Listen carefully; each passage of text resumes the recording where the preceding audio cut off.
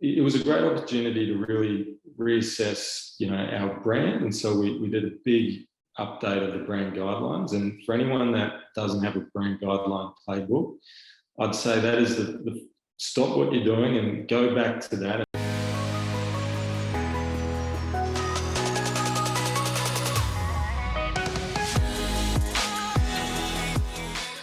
Hey, welcome back to the Marketing Muscle Up podcast show. I'm Richard Detergi, and today we're in for a special treat. I want to know all about the game of boxing and strength, and I've got none other than Michael Jordan joining me. He's the CEO of Ubox Boxing and Strength, Australian founded and fastest growing boxing franchise globally, with 90 studios and growing throughout Australia, New Zealand, Singapore, and UK. Michael, welcome to the podcast. Thanks, Richard. Great to be on, mate. Looking forward to this chat. Yeah, awesome. We caught up a couple of weeks ago at the fitness show, and there's a lot of things that have changed in this world, in your space. I know you've come from a marketing background. Many years ago, you had 15 years experience in this space. You've had your own gyms, multi-sites. You've been the wearable technology, former MyZone MD for Asia Pacific. So you've had a lot of experience in this, and now you're sitting as a CEO of the largest growing franchise here. Tell me about how you got involved in this and why the decision to move into this, Michael. Yeah, so without going into the full history of how I got into the industry, which was back in my mid-20s after starting in marketing, I started working for a company called CFM over in the UK. That company then went on to found MyZone, and I came back to Australia to help run the operation for CFM and MyZone here. That was a great experience in its own regard, because MyZone was definitely an innovative new product that had a bit of the what do we need this for factor before it actually became a main stayer in the market. And I remember those early days of, first of all, trying to convince clubs that heart rate technology and the feedback on workout is something that improves the experience and improves the retention and attendance of members, given that predominantly at that point it was all about heart rate training for athletes. And so there was some really sort of interesting insights there, and particularly into the psychology of motivation. And I found that really interesting in working in that space, to really look at what drove member behavior in taking them from being extrinsically motivated, I've got to join the gym to lose weight or for the upcoming wedding, or because the doctor said, to intrinsically motivated because I enjoy it or I want to master something, improve on something. And so that really sort of changed the way I looked at how fitness providers should position their products. It shouldn't just be about sales. It should be about how to get members intrinsically motivated to stay along and love doing what they do. So in that process, I got to see a hell of a lot of gyms. We work with big box clubs, 24/7s, and the up and coming models of the boutiques, which 8 years ago was just hitting the scene with CrossFit and some other group training providers. So, in that early period, it was really interesting to see the different dynamics of members and the level of engagement between a big box 24/7 member and a boutique member.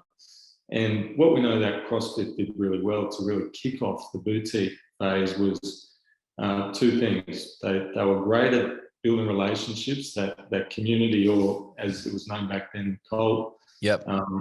People lived and breathed CrossFit, and that was a sort of new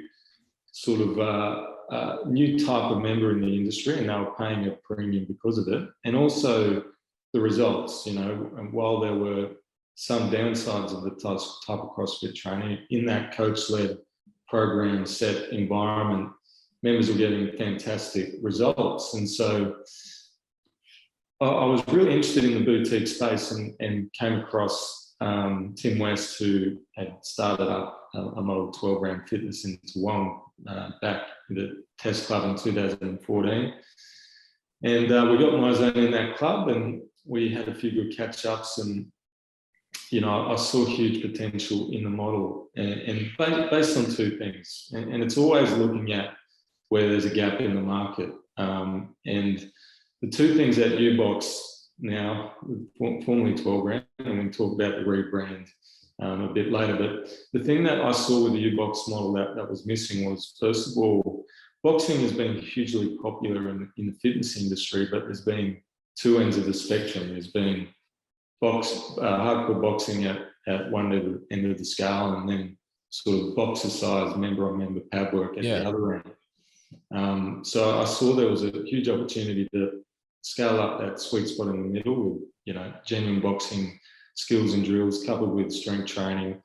And also the fact that, unlike regular group training, there was the flexibility of being able to start at any time, which, at that time, the convenience economy was in its early stages, but as we know, over the last 5-6 years, has become very prominent in every industry, to provide products and services on demand. So that was a long-winded version, even though I was meant to do it short, but it was, through my dealings with my zone that I saw that 12 Round and now Ubox had a massive opportunity to scale. And so that's when I partnered up with Tim and Jonah and started the journey.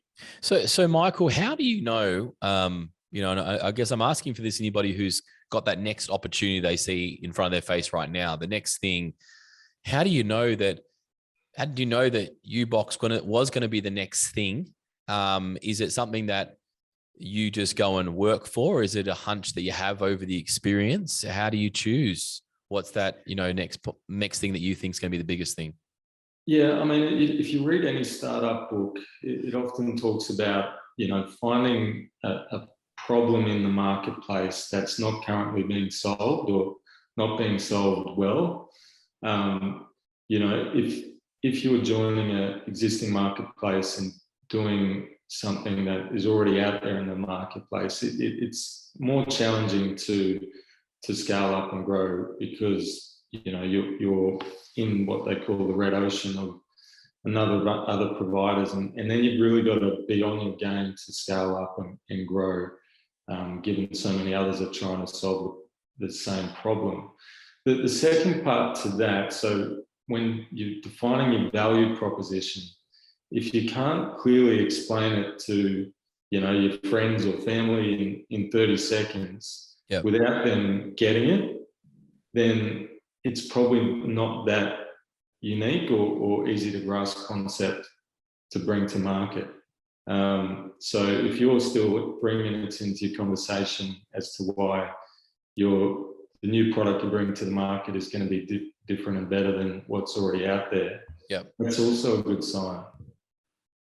Love it. The problem in the marketplace, that is a good one. And then that goes into marketing, Michael. Marketing is all about trying to go out there and find the right client to come to you.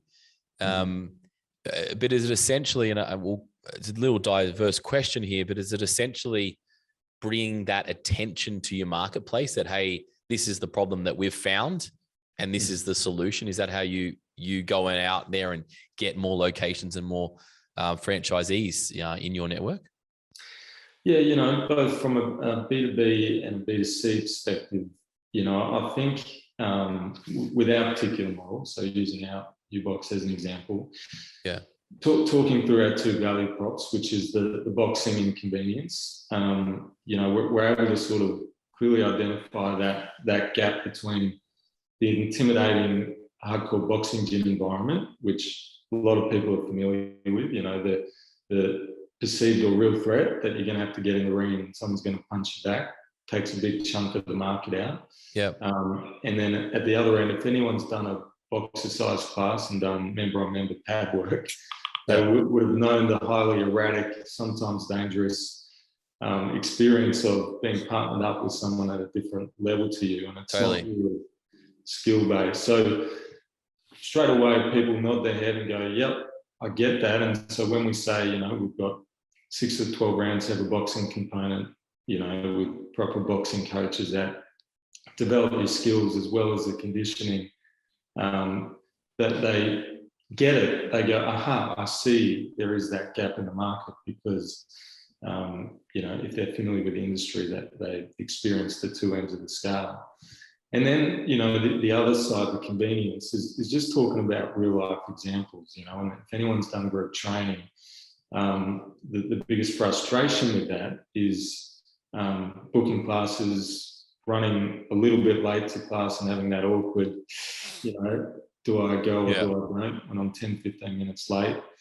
But we see the impact and power of group training, the community, the coaching interaction, all that stuff. So the ability to, be 15 minutes late from your business meeting and still be able to get the workout in that you really wanted to do. Everyone, both from a sort of business model or consumer model, understands there's value in that. So, you've got to give those real life examples to put into context what your value prop is. And if it's not that remarkable, then not many people are going to remark about it when you launch it into the market. Yeah, great insights there. I just want to go back a second. You talked, just for those who are going, hey, I haven't seen Ubox around. Where'd these guys come from? You did a recent rebrand, 12 round to Ubox. Can you just quickly talk about why? And then for those who are considering a rebrand, what are the pros and cons to that, Michael? Yeah, of course. Yeah, so we started franchising in 2016, and we did that as 12 round in Australia. We had some quick growth in the few years up to 2019 when we started our international launch. In that process, we couldn't get the trademark for 12 round internationally, so we were put in the position of, right, we've got to create the brand again. Now, as painful as that was at the time, it gave us an opportunity to, if we would do it again, what would we do better? And so we looked at the model, the positioning, the future of the brand, the modernisation of the fit out, and we felt that Ubox better represented, who we were as a product. It said boxing and strength on the label. It gave us a more medium, a premium feel. The black and white are better colours to last the test of time, that they don't date like some colours, which we had green in our logo. Yep. So there were a lot of upsides to it. And so we launched our international club under Ubox and grew New Zealand, Singapore. Then end of last year, we partnered up with a group in the UK to roll out 250 clubs over the next 10 years under Ubox. So long story short, we realised that we were going to have to grow two big brands or unify the brands and bring them together under one. So nobody wants to grow two big brands. That's double the amount of work, I think. Particularly when they're the same thing. It's very confusing for the public when you're talking about two brands that are the same thing. So, it was a great opportunity to really reassess, our brand. And so we did a big update of the brand guidelines. And for anyone that doesn't have a brand guideline playbook, I'd say that is the stop what you're doing and go back to that and put together a brand guideline, because it really helps you crack on with executing your brand through all the various touch points your brand interacts with the public, whether it's the way you communicate, your digital marketing, your in-club experience, your merchandise, your signage, and everything in between. If you've got that really crystal clear, what's your purpose? How do we represent ourselves? What's our brand voice? Then it's very easy to make decisions on the go with the brand once you're live, in the marketing, play month to month.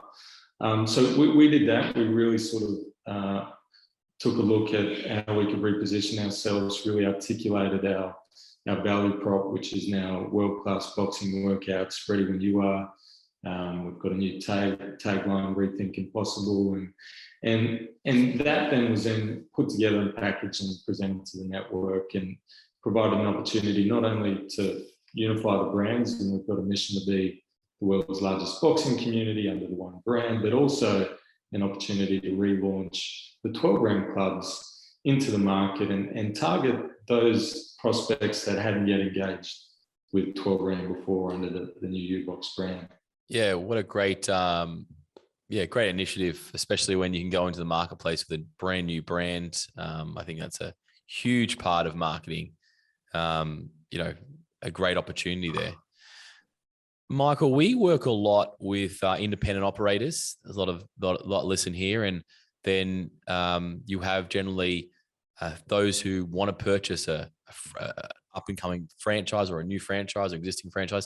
Take us through, in your views, because you've seen both sides of the spectrum. What are the pros and cons? I mean, who should go for a franchise? Who should say, listen, I need to go down and purchase a location, and who should go and get their own location, because you've seen it from both sides. I mean, is everybody suited to get a franchise, or is some suited for independence? What are your thoughts on this? Yeah, really great question. And the answer is there's definitely the two categories: people that are better to set up their own business versus those that, are best suited for franchising.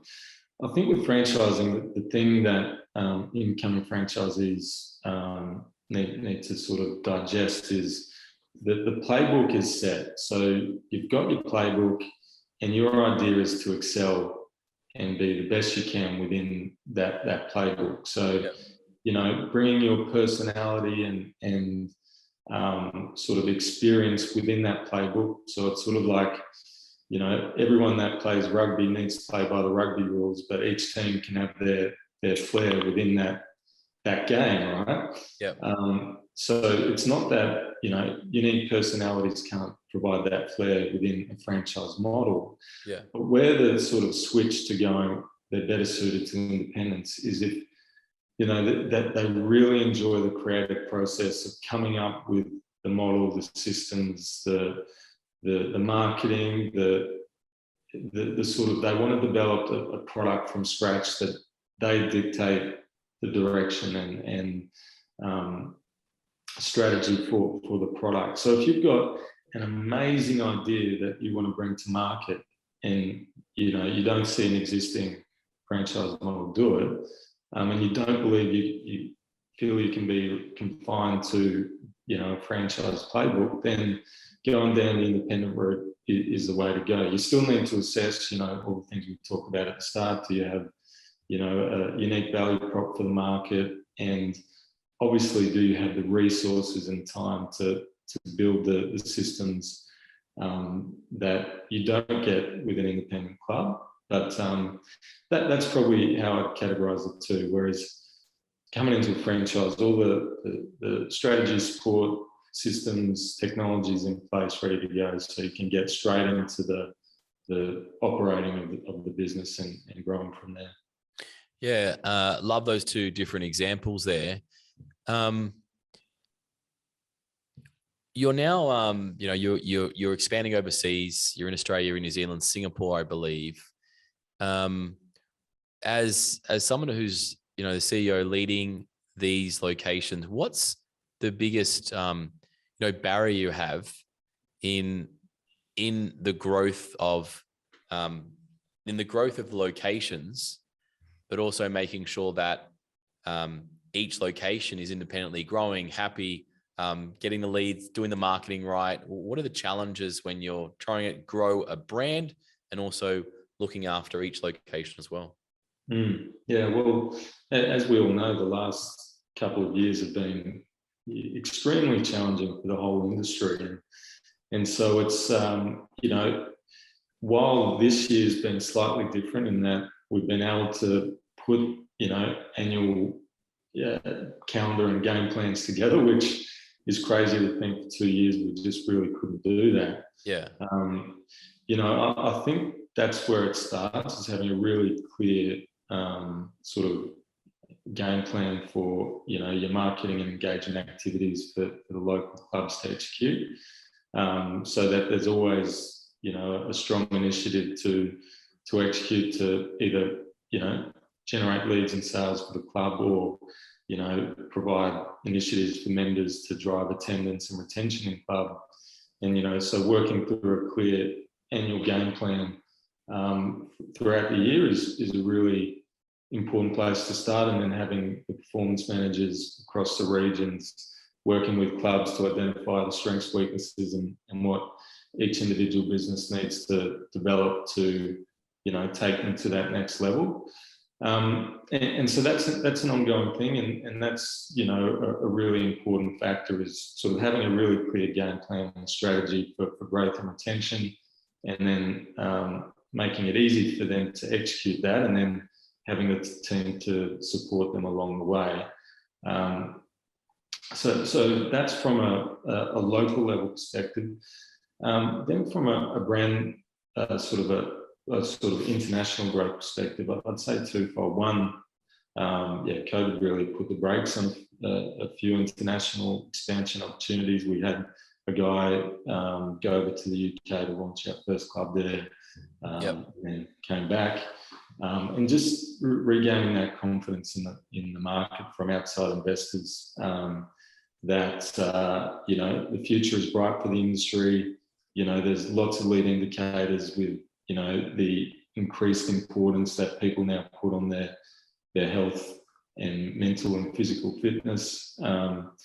And so, it's while there's been a recovery period, it's bright times ahead, and getting on the forefront of some opportunities for growth in the industry is where a lot of investors are looking. And to be part of that, you just need to, again, clearly identify whatever market you're entering, that there's a gap in the market that your model can gain traction in. And so that's the big thing when we look at, our partnership with Empowered Brands and international expansion, is they identified the same thing we did, that there was a gap for boxing and convenience in their marketplace. Yeah, amazing. And I love this. I like the piece, really getting clear on your brand guidelines. A lot of people, I think, would bypass that.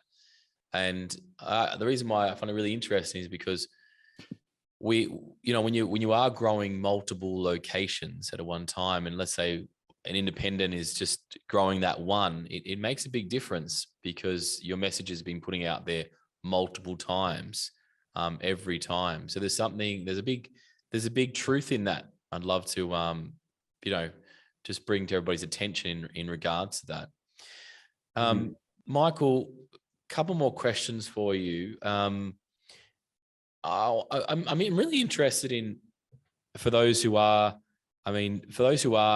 having the one location, and they're in the one location. When you say, okay, let's launch a new location, and someone's got a brand new location, what would a brand new location need to get off the ground? Let's say they've got 0 clients there, then they want to get to 100 clients. I guess, what's the time frame? What does it look like in regards to, marketing spend? And what should we expect in those, let's say that first 100, if you want to put it that way? A good question. I mean, break even for a Ubox model is 110 members. So target is to achieve that within the pre-sale. There's a few really important factors, and this is industry-wide. First of all, getting a great location with good commercial terms with the lease, particularly with the incentive, a rent-free period, is always beneficial. Minimum 3 months, often more than that. Fit-out contribution as well. If you can get those incentives, that really extends your runway for your targets you need to hit as you launch your club. So obviously reduces your expenses early on. And so that's the most critical thing, first of all. And then making sure you've got the capacity to then execute the pre-sale. In our case, we work over 4 phases: a hype phase, the foundation 1 and the foundation 2, and then the launch. So each one has a hype phase, is registering as many leads as possible. Ubox is coming to this suburb, register your interest now, build up your league database, and then have your countdown to your first release. So that we call them urgency cycles. Yep. People are still very reactive to FOMO, fear of missing out, and so doing that with the best offer before you don't have a lot to show with your fit out, that gets you early adopters that just love a great deal. Then as you sort of approach your sort of fit outs underway, we can scale up to your foundation 2 for those that want to come meet you down at the club, and while they can't do a workout, they can touch, feel, meet you, all that stuff. That's your second urgency cycle, and do that right up until the opening, where we do what we call a VIP week, which is the final opportunity to experience the workout, but also get the foundation rate before you do your launch special. So those cycles are really important, and sort of planning them out strategically with your mix of digital and local area marketing. At the start, it's predominantly digital, and then from about 6 to 8 weeks out, you really hit the ground to get your brand exposed as many times as possible in person, through signage, through corporates, community groups, all that stuff. But budget-wise, it just depends, that you can be efficient with it, but a 10 to 15K, it just depends on what type of business model you've got. But spending that over that period for signage, digital and outreach is a fairly reasonable budget to execute that. Love it. Great insights there. The hype phase, the 2 foundations, and the opening of the VIP week. Huge value there, about 15K in spend. And it's good to know, Michael, because at the end of the day, we were talking about before, marketing has changed. And, a dollar can go a lot of different ways, used correctly, used right, knowing what you're doing. And that's why I love this concept, ensuring that you can lead. Here's the kit. Here's what you need to do. Go and execute. You can be a good business operator that way. There's a couple final questions. I want to know, in your experience, what makes a really good operator, and what makes a really poor operator? I know I'm going off script here a little bit, but I just think that in today's marketplace, business is not what it was 10 years ago. And it does require somebody to, I think, know what they're doing, in business today. Doesn't matter what plan you have, but at the end of the day, you want to know what you're doing. So what's, what are top 2, maybe 2 or 3 characteristics of a great operator versus someone who's on the lower end? Yeah. Well, we have, when we're interviewing franchise applicants, what we call the 5 C's, which we assess the appropriateness of the applicant on. So those 5 C's are, first of all, capital. You need the necessary amount of capital, not just to launch the club, but to have in reserve. Every small business needs capital to get started and get going. Then we talk about capacity. So capacity is really important. I'd say this is one of the biggest ones. Entering a fitness business, a small business, is we have 2 categories, either an owner-operator or active investor. So owner-operator is someone that, takes on the manager's role, works in the day-to-day. The active investor has other jobs, businesses they run, and the Ubox is an investment. But the capacity to still be able to support your team, we say, for your first club, train at your own club, host the weekly meetings, be an expert on your business, so that you've got the finger on the pulse when you sort of coach the staff and work with the members, because with these models, the members are paying a premium. So if suddenly, complacency sets in, or, the club experience drops, or the club gets dirty, if you're not across it as an active investor, the experience can lead to a downturn in results fairly quickly. So that you need to make sure you've got the capacity, if you're not owner-operator, to support the business, to drive the experience that needs to be there.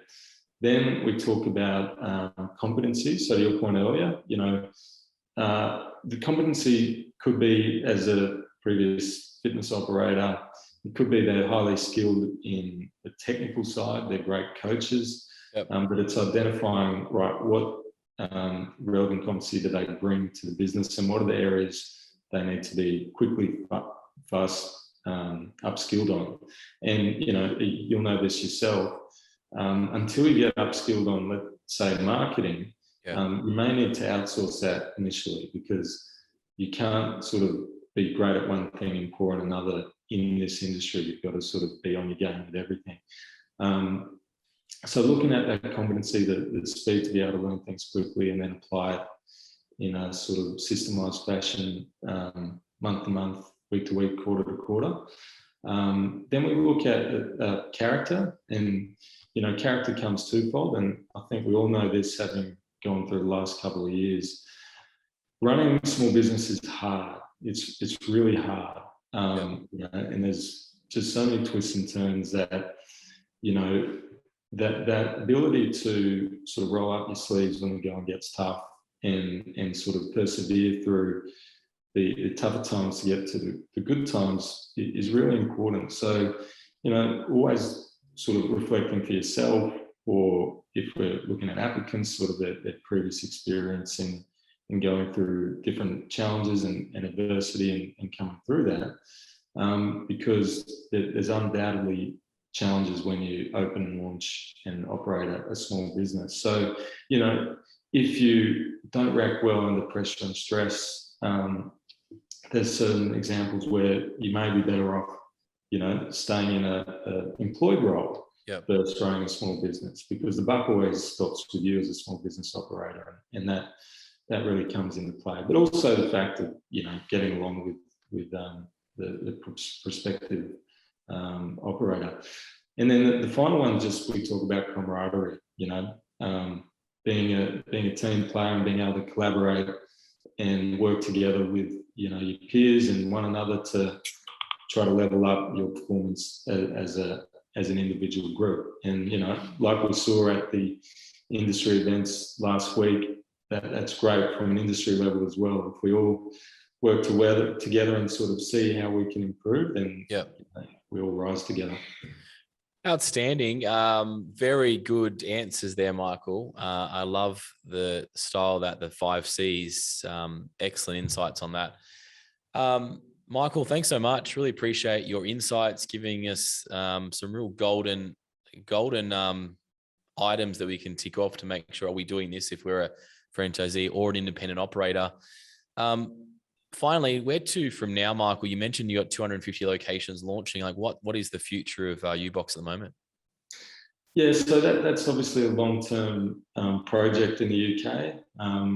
We're just really focused on continuing to evolve the Ubox model. We've got some exciting new innovation and technology coming into the mix over the next 6 months that will be really exciting to launch across the network, continuing to, analyze, optimize how we can improve performance across the group, and then continue to grow internationally as well, with USA the next sort of focus for growth over the next 12 to 18 months. So very busy times, and just really excited about keeping the momentum and progress across the board.